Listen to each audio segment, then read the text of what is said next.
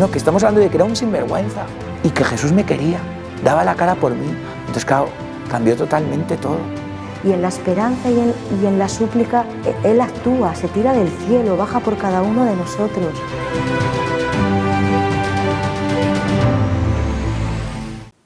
Bienvenidos amigos de Matermundi a un programa más de Testimonios de Esperanza. Hoy tenemos aquí con nosotros a Pietro. Pietro era modelo de primera línea y bueno, por un suceso que le ocurrió en su vida, volvió a la fe auténtica y hoy viene a contarnos su testimonio, que es muy interesante y seguro que muchos jóvenes se sienten interpelados por este testimonio, así que esperamos que os guste. Vale, pues tengo 32 años, me llamo Pietro, tengo nombre italiano, apellido italiano, por lo que te comentaba que mi padre es de Italia del Sur, de Bari, que es una zona muy bonita de Italia, el acento me delata, me decían, soy de Santiago de Compostela. He vivido en Madrid como 13 años, estudié la carrera aquí en Madrid, comunicación audiovisual. Entre medias me puse a trabajar de modelo unos años dentro y fuera de España, me fue razonablemente bien, no todo lo bien que yo hubiese querido, pero sí como pude vivir ese mundo desde dentro, conocerlo, tener experiencias muy chulas, otras no tan buenas, extremas. Y ahí un poco como a mitad de la carrera tuve un momento fuerte, como un despertar espiritual a través del encuentro con una persona por la calle. Mi vida cambió mucho, aunque más o menos era pues, de familia católica y demás. Y luego pude recuperar mis estudios, estudié actuación en una escuela muy buena, terminé comunicación, hice un máster de gestión de la industria cinematográfica aquí en Madrid también. Luego monté una productora de cine, cosa que estaba más o menos en el este. Entró un socio hace poco, la empresa nos dicen, que es bastante gracioso, que murió y resucitó. Entonces fue una empresa que se paró completamente la actividad y pues por un milagro del Señor se levantó y estamos con un documental sobre la misa que sale, lo hemos comentado, pero para que la gente lo sepa, sale en otoño y entrevistamos a Scott Hahn, que es un teólogo americano súper conocido, Canta la Mesa, que es el predicador del Vaticano, que ahora es cardenal también, lo entrevistamos cuando no era cardenal, o sea que no nos fue más fácil que ahora, y va a estar muy bien. Jóvenes también de Madrid, un documental que nos ha llevado 5 años, es como nos estamos dejando la sangre y la vida ahí, pero el Señor está dando 1 millón de veces más y pues no sé, estamos muy ilusionados. Incluso fuera de España ya estamos hablando con México y Latinoamérica para sacarlo allí. En España lo saca European, que también tenéis familiaridad con ellos y luchando ahí como todos, pero por lo menos viendo mucho la mano del Señor. Pues vamos tropezando mucho, pero Él está ahí y con pruebas pues va demostrándonos día a día con cariño que no tira la toalla con nosotros, ¿no? Y ahí estamos.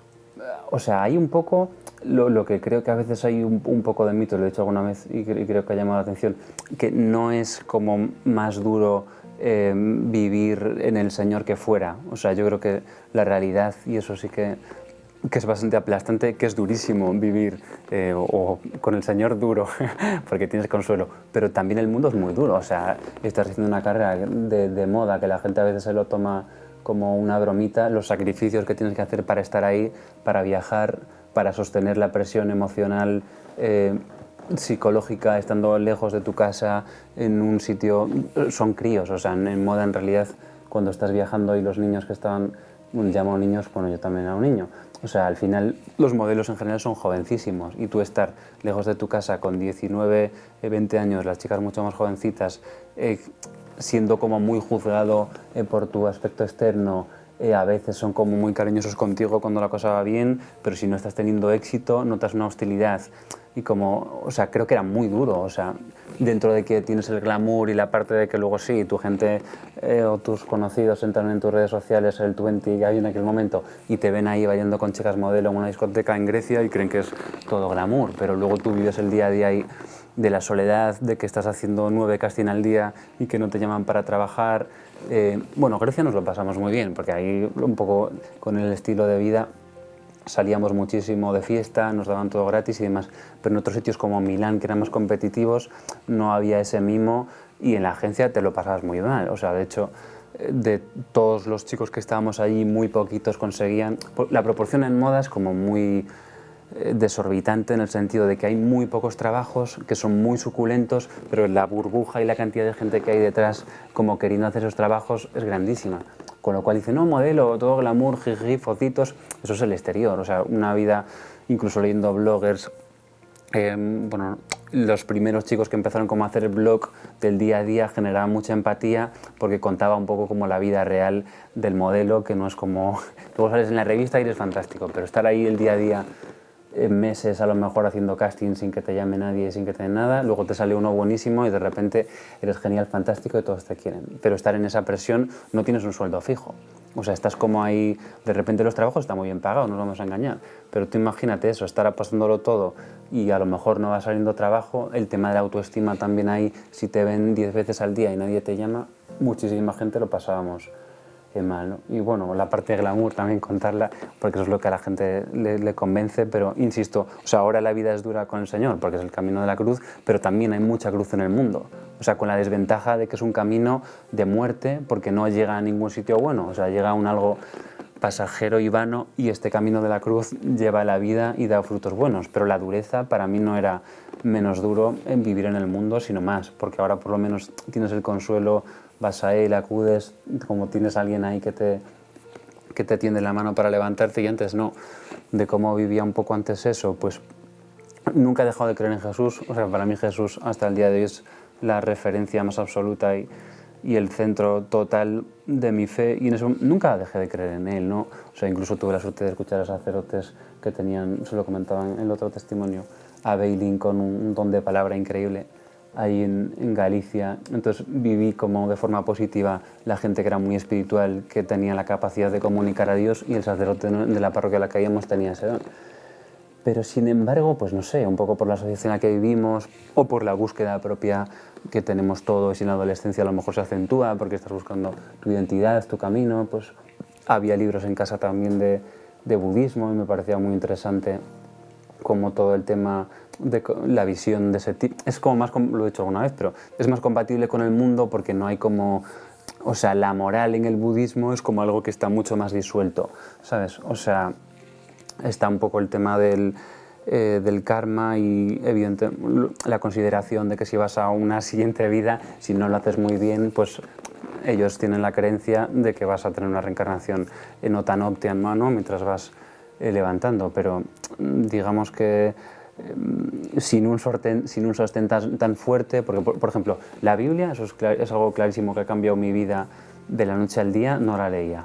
O sea, iba a misa, la escuchaba, cuando hablaba este sacerdote cerraba los ojos, se ponía a hablar de Dios y era una maravilla, pero yo no tenía un contacto con la Biblia, o sea, salvo algún ejercicio de religión o algo. Es que no recuerdo haber leído la Biblia en mi vida hasta que tuve como 20 y pico de años. Entonces era como una fe un poco, pues sí, una consideración muy buena en Jesús, pero no tenía como un interés como más concreto por conocer lo que había dicho, ¿no? Yo creo que estaba, pero light, o sea, viva siempre la considero porque luego, o sea, Jesús siempre, o sea, nunca ha decaído en mi vida ni nunca le he visto como menos de lo, o sea, para mí es la gran figura de autoridad, de poder y de presencia de Dios en la tierra. Pero como no conocía más, quizá no le daba el valor que tiene, en el sentido de que yo siempre he sido practicante, incluso cuando estuve con el tema del budismo. O sea, para mí el domingo era el día del espíritu o de la espiritualidad, entre comillas, y aun cuando nunca renuncié en Jesús, porque el budismo lo que tenía, que luego renuncié y ya, pues por mucho, le tengo mucho cariño a las personas con las que participaba allí, eran personas extraordinarias, pero al final luego la vida me llevó a ver como que lo que yo necesitaba era algo más mayor, ¿no? Porque en el budismo al final la presencia de Dios es algo que está muy diluido, y cuando tienes una crisis fuerte y grande necesitas como algo más sólido. Y entonces, pues no, tiempo tenía. Yo el domingo, mientras no empecé con budismo, pues siempre no he dejado casi nunca de ir a misa, fuese con mis padres en Galicia o aquí en Madrid cuando estaba yo solo. Y luego cuando empecé con el budismo, el domingo pues dedicaba el mismo tiempo que dedicaba a ir a misa, a ir al templo, porque en aquel momento pensaba que me aportaba más. Luego ya por las circunstancias uno va viendo que no sostenía, pero bueno, o sea, siempre he sido una persona espiritual y cuidar como eso siempre ha sido una prioridad, y siempre he sentido como la necesidad del equilibrio entre lo humano y lo otro, ¿no? Es que al final el mundo es muy duro, o sea, negar la necesidad de algo que nos dé consuelo creo que es negar la más absoluta evidencia, ¿no? Y pues las religiones no son una respuesta en cuanto a un mecanismo de compensación psicológica, pero son una respuesta en cuanto a que hay una carencia dentro de nosotros, hay algo que se busca y la gente va buscando aquí y allá, buscamos todos lo mismo, otros lo buscan en la noche, otros en la droga, otros en el placer, pero hay como que eso lo habla con José Pedro Mancano alguna vez, y que como ese tema lo tiene muy presente, y eso nos da la mirada de misericordia.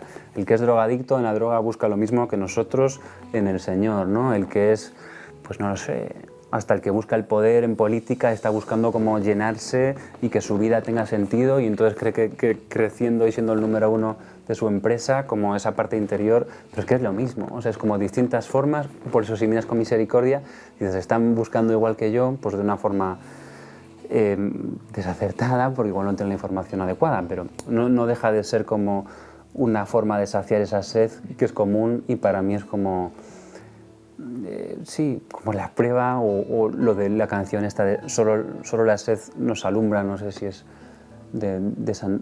creo que la cantan en TSE, pero es de Teresa de Ávila. Dicen, de noche vamos de noche a buscar la fuente, solo la sed nos alumbra. Yo creo que es eso, ¿no? Que al final, pues, esa misma sed que está en todos, pues la vamos a saciar a lugares distintos, y lo que nos conduce al Señor es esa sed. Luego llegas ahí y te das cuenta de que es la fuente, pero a lo mejor alguien no tiene la suerte de llegar a esa fuente y te quemas la vida por el camino, pero porque estás buscando lo mismo. Yo qué sé, bebes aguas envenenadas, pero es un poco lo que creo. Pues sí, o sea, fue un momento aquí en Madrid, he pasado esta mañana por el sitio, en la boca de metro de Tetuán, estaba con una mujer conocida de mi familia y habíamos ido como a un retiro, ella estaba en una actitud un poco complicada y yo estaba como aguantando el tipo, aún a sabiendas de lo que estaba haciendo ella estaba mal, y pasó una persona que yo no conocía de nada, o sea, de nada, de absolutamente nada. Y se me acercó allí de noche, fue como hace, no sé si 11 años, y pues nada, él creo que iba a entrar para el metro, que pensaba que qué curioso que fuese a entrar en el metro, iba él así fumando un cigarrillo, aún no había mascarillas ni líos de estos, se me plantó como a un palmo de la cara y me empezó como a mirar con mucha autoridad y con mucha dulzura.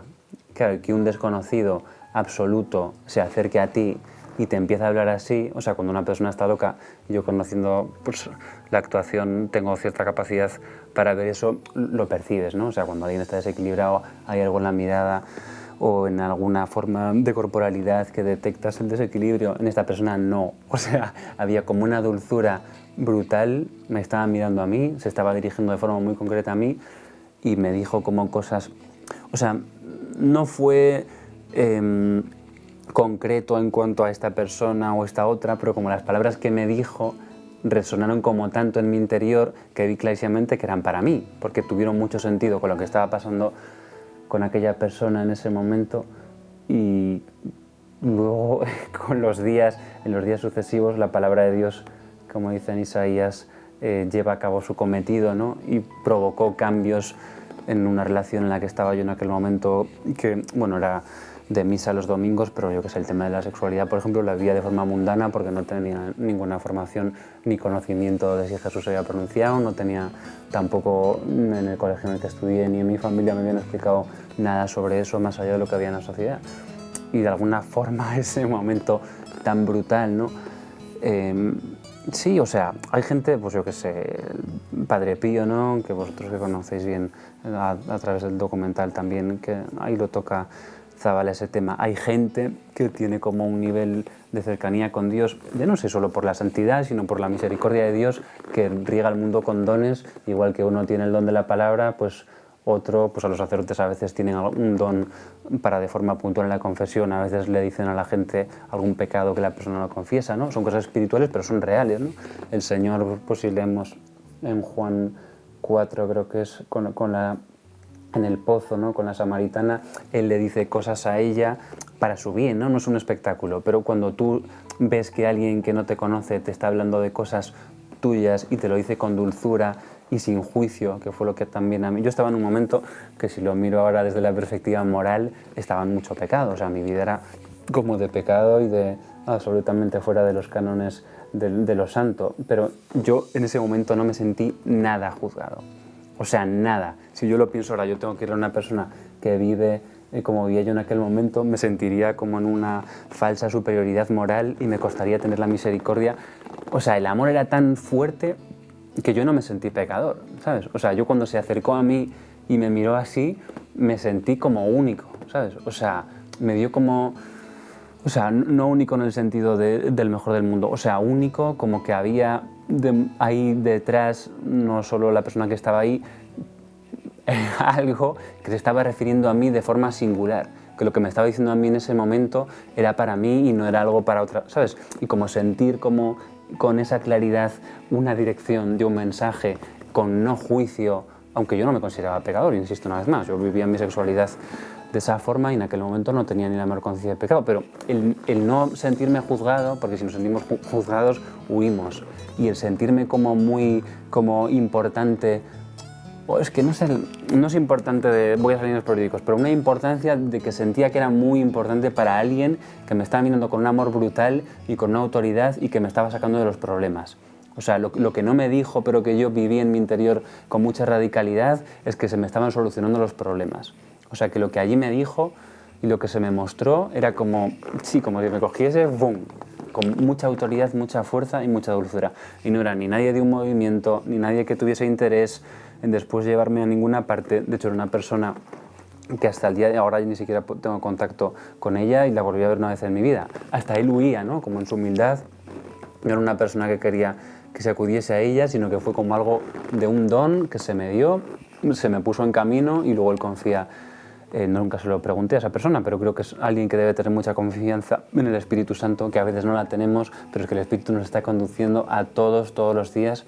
Y pues el bautismo es eso, ¿no? O sea, la vida de Dios que está en él, que estaba en Jesús, Jesús no le pudo dar el bautismo de forma, o sea, no les pudo dar el Espíritu fuerte mientras estaba él con ellos, porque decía que os conviene que yo me vaya. ¿Por qué? Porque si el Espíritu de Dios estaba sobre él, no había forma de que eso se les comunicase. Pero cuando él se fuese, entonces vendrá el Paráclito. Y nosotros estamos en ese tiempo. No somos conscientes, pero estamos en el tiempo que a través del bautismo, el Espíritu que estaba en Jesús, que no podía comunicarse porque estaba en él como contenido condensado, cuando él subió en Pentecostés fue lo que bajó. Entonces ese Espíritu está vivo, ¿no? Dice, el Espíritu os recordará todo lo que yo os he dicho, importantísimo eso, os recordará todo lo que yo os he dicho y os llevará hasta la verdad plena. Y si realmente creemos en eso, creemos que el bautismo no es como una parafernalia ideológica o social, nos está dando Dios, el Espíritu que estaba en Jesús se nos está inyectando o entregando dentro de nosotros. Y eso obra, porque está vivo, si no sería un Dios muerto. Si a mí el Espíritu no me está... O sea, no es que yo tenga que sentir nada, pero yo tengo intuiciones, tengo impulsos de hacer cosas. A lo mejor un día se me ocurre hacer una obra buena, otro día tengo intuición de leer la palabra, o me siento interesado por los sacramentos, o soy movido a hacer un voluntariado, a servir en mi casa. Son cosas que el Espíritu que está vivo nos está moviendo a hacerlas, ¿no? Y si tenemos como esa sensibilidad y esa conciencia de saber que es Él, que es Dios, que está vivo y que nos está moviendo, y seguimos eso, es relativamente fácil llegar a Dios, ¿sabes? El problema es que a veces pensamos que eso son ideitas que se nos ocurren, lo humanizamos y entonces pues a veces no podemos llegar a Dios porque no le damos valor, ¿no? Y yo en ese momento, cuando vino aquel hombre en la calle, lo que él me dijo, que, bueno, con una cosa un poco fuerte, desacreditó a la persona que estaba conmigo porque estaba haciendo una cosa que objetivamente estaba muy mal. Yo en mi corazón tenía esa intuición fuertísima, pero porque a veces somos, yo el primero, políticamente correctos hasta límites de la hipocresía, ¿no? Yo el primerísimo, y no iba a decir nada, ¿no? Pero es que en mi corazón estaba una vez más esa intuición de que aquello estaba fatal y que había que frenarlo. Y él, cuando llegó sin conocer nada a esa persona, la frenó en seco. Entonces, si a veces confiamos más en esas mociones del Espíritu y sabemos que estamos habitados por Dios, actuaríamos de una forma más, con más convicción, ¿no? O sea, yo desde luego, la actitud con la persona que estaba conmigo en ese momento me ayudó a ser como más rotundo en rechazar el mal, ¿sabes? O sea, no en ser hostil con la persona, pero sí en rechazar el mal, de que cuando algo está mal, pues el Señor tenía mucha autoridad sobre el mal, ¿no? Y le daba igual que fuesen la persona, los líderes de la religión en aquel momento, que eran los fariseos, cuando algo estaba mal, lo tenía, ¿no? Y siento que socialmente, y yo soy el primero, pues a veces estamos como muy venidos abajo en lo socialmente correcto, pero sigue estando ahí como esa intuición y ese impulso fuerte, ¿no? Igual me he ido de la pregunta, pero me ha venido como... Pues de forma sencilla. Primero, o sea, el momento inicial, muchísima dificultad, porque sentí como la necesidad de tomar una decisión de terminar una relación de una persona a la que quería muchísimo, pero que sentía como que no era el camino por ahí. Ya lo he contado alguna vez, mucho daño para otra persona, muchísimo dolor también por mi parte, por ver el sufrimiento, por ver las promesas incumplidas, la palabra dada que luego no se lleva a plenitud, entonces mucho dolor, o sea, ver mucho dolor en la persona a la que quería y quiero un montón, mucho dolor también, o sea, eso, las dos cosas, como visto en la persona a la que le haces el daño por haber dicho cosas que no correspondían y haberte comportado de forma, ¿cómo decirlo?, inconsistente, esa es la palabra, pero a lo mejor con una buena intención. Y luego por el otro, que el dolor que te produce a ti, pues a cualquiera, pues cuando cualquiera le hacemos daño a alguien que queremos, pues aparte del daño que le has hecho al otro, pues en tu corazón queda ahí como un malestar fuerte que no mola nada, ¿no? Los siguientes meses de mi vida pues fueron un poco de limpieza, de decir prudencia, o sea, como lo que me vino a instalarse en mí fue mucha prudencia, como a partir de ahora hay que hacer las cosas con otra madurez, hay que medir las palabras que luego con el tiempo se nos olvida y volvemos a dejarnos llevar. Los impulsos, los sentimientos y tal, o la atracción física, son cosas maravillosas, ¿no? Que en un momento dado pueden catapultar una relación y pueden llevar algo a niveles maravillosos y sublimes, pero al revés, son un arma de doble filo, porque como son tan potentes, a veces nos pueden llevar a hacer cosas o a decir cosas fuera de la verdad y fuera de la realidad, que eso puede generar un daño fuerte y nos pueden distorsionar, y en este caso íbamos bien por ahí la cosa. Como veíamos la sexualidad sin conciencia, de forma desordenada, pues eso generó como mucha, bueno, sí, como que estaba nublado, ciertas tinieblas, digamos. Y entonces, ¿cómo empezó el cambio? Mucha prudencia, decidir poner al Señor en el centro de mi corazón. Mi vida ha sido mucho como, o sea, prueba-error. O sea, veo el daño que hago y entonces eso me hace reflexionar. O sea, como un método científico no buscado de ir haciendo una serie de cosas, viendo los efectos que producen. Si al final, es que yo lo digo, si la verdad es verdad, se puede demostrar con los hechos. Si tú sigues un buen camino, a medio o largo plazo vas a ver que los frutos son buenos. Si tú vas por un mal camino, vas a ver, es que si no, no sería la verdad, sería como, decimos, Jesús es la verdad, y luego pensamos que lo que Él dice es algo que tú en fe te lo comes porque Él lo ha dicho. O sea, en confianza, confiamos, igual que cuando tu padre te dice no corras con las tijeras, es tu padre, pues le haces caso, pero es que lo importante es que te está diciendo no corras con las tijeras porque te vas a dañar tú. Y si tú correjas un día y dices, no, bueno, es que no quiero obedecer a mi padre, voy a correr con las tijeras. En el propio hecho de correr con las tijeras, tú vas a ver que ahí te va a producir un fruto malo. Y el pecado es idéntico. O sea, cualquier persona que tenga la cabeza abierta a reflexionar, no estaba abiertísimo. O sea, yo otras cuestiones de todo lo que ahora está en polémica social, yo estaba a favor y promovía, ¿no? Pues incluso un montón de cosas de esas, porque en aquel momento no las veía como positivas, pero claro, también en mí mismo experimentaba con mi cuerpo y el tema del placer tenía otra relación que prueba-error me fui dando cuenta de que eso, yo no conocía lo que había dicho Jesús sobre esas cosas, pero el prueba-error como me llevó a eso. Bueno, en ese momento digo, las relaciones desequilibradas, y eso es el 90 y tantos % de la realidad, no están basadas en el Señor. ¿Eso qué quiere decir? Que el otro tiene una presión brutal sobre sí porque esperamos la felicidad de Juan o de fulana. Entonces, ¿qué ocurre? Que si yo, que tengo una sed infinita, que es como una aspiradora brutal o como un remolino en el océano que traga todo lo que le echan porque necesitamos infinito, y yo espero que mi pareja me sacie mi sed de infinito, estoy condenando la relación, la persona a la infelicidad más absoluta, y lo hacemos con el trabajo, lo hacemos con nuestras familias, con nuestras relaciones, lo hacemos con esta vida.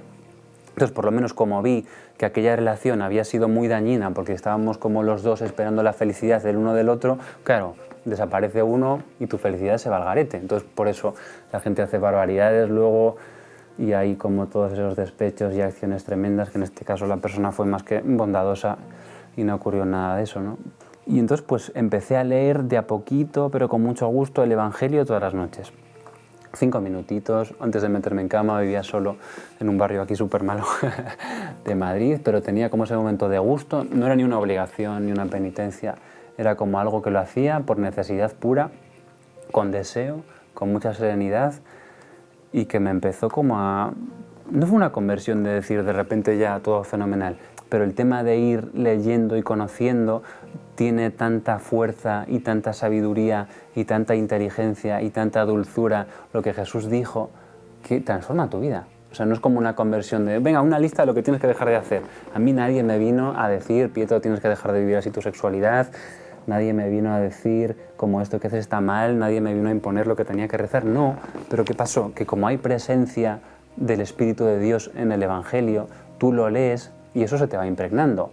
Eso va entrando, penetrando en ti de forma suave y entonces la conversión, que todos, bueno, yo ahora necesito una conversión mucho más profunda que ya requiere niveles de profundidad de sacar petróleo, pero la conversión inicial, por lo menos de sacarte del pecado, de tratar de abandonar la corrupción, que es como el paso principal que dice Pedro en su segunda carta, que la corrupción es la concupiscencia de la carne, ¿no? O sea, lo que nos corrompe espiritualmente, que la gente es muy consciente, es el deseo de cosas temporales, sea carnales, sea profesionales, pero como el deseo excesivo de cosas que se van a quedar aquí, que vas a llegar al día de tu muerte y que no te las van a meter en la tumba, y aunque te las metan, se van a quedar ahí, el deseo de las cosas que no van a trascender la muerte es lo que nos corrompe, lo dice Pedro, ¿no?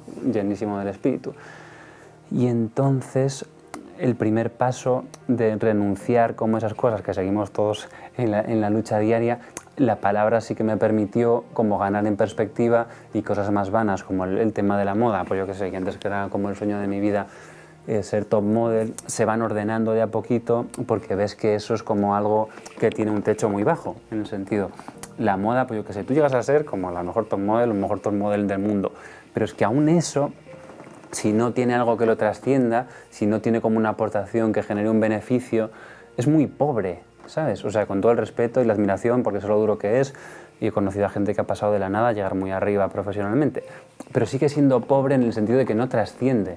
Si tú no utilizas eso para un bien mayor, vas a llegar al día de tu muerte, que nos toca a todos, es que eso no se libra a nadie, ni los mayores malos de este mundo se van a librar de la muerte, solo el Señor nos libra de la muerte porque nos concede la vida eterna, ¿no? Pero cuando vayamos a llegar todos a la muerte, el que haya sido, el que tenga 50 Oscar, que yo ahora estoy en el cine, o el top model más grande del mundo, su mérito se termina ahí.